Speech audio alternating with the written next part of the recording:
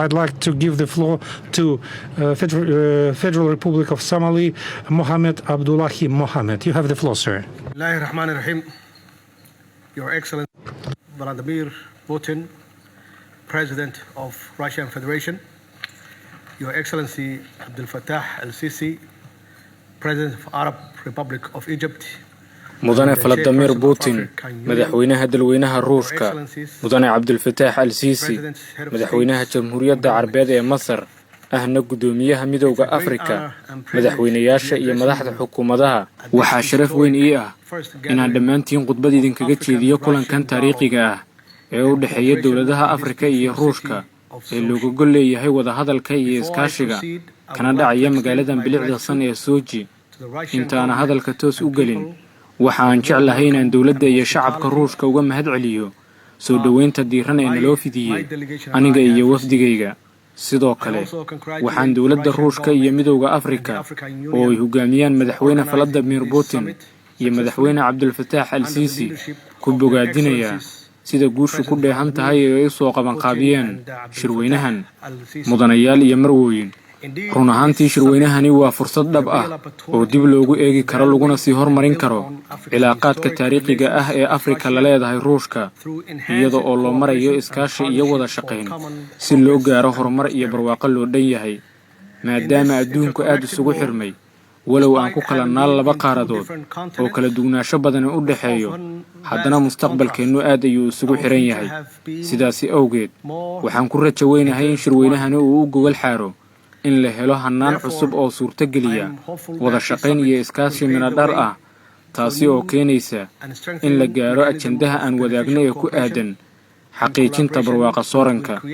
Ruushku waa saaxiib taariikhi ah oo ay Afrika leedahay, sidaasi darteed shir-weynahani waxa uu ina xusuusinayaa muhiimadda ay leedahay dib u soo nooleynta xiriirkan taariikhiga ah ee u dhaxeeya labadeena dhinac, maadaama oo aan ku raad joogno dib u soo celinta tagtadeennii qurxunayd. waa inaan laba jibaarnaa dadaalkeenna si aan u xaqiijinno in cilaaqaadka cusubi ee labadeena dhinac ay ka dhashaan fursado waxtar u leh dalalkeenna iyo shucuubteenna.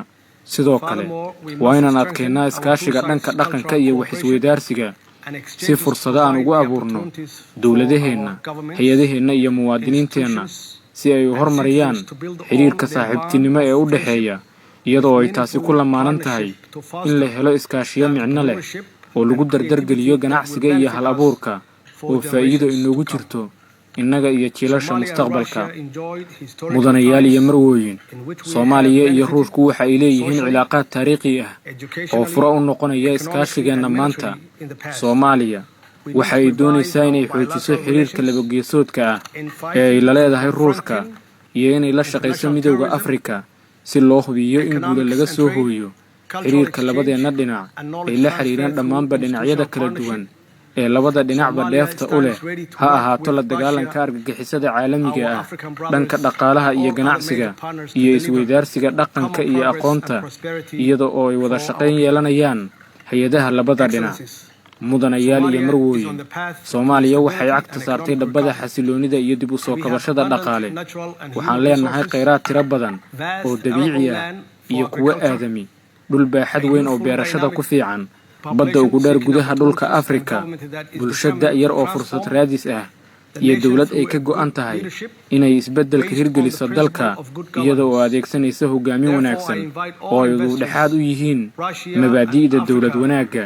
sidaasi awgeed waxaan dhammaan maalgashadayaasha Ruushka iyo kuwa reer Afrika ku martiqaadayaa inay yimaadaan oo ay soo sahmiyaan fursadaha badan ee Soomaaliya ka jira, kuwaasi oo leh faa'iido mustaqbal oo waarta. Mudanayaal iyo marwooyin, waxaan jeclaan lahaa inaan hadalkayga ku soo gunaanado aniga oo dowladda Ruushka iyo midowga Afrika uga mahad celinaya uguna hambalyeynaya shir-weynahan midho-dhalka ah.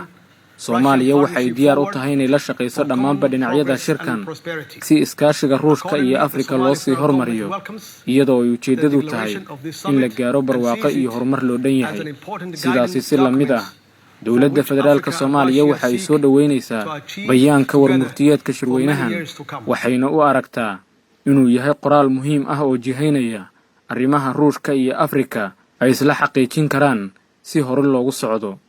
waad mahadsantihiin.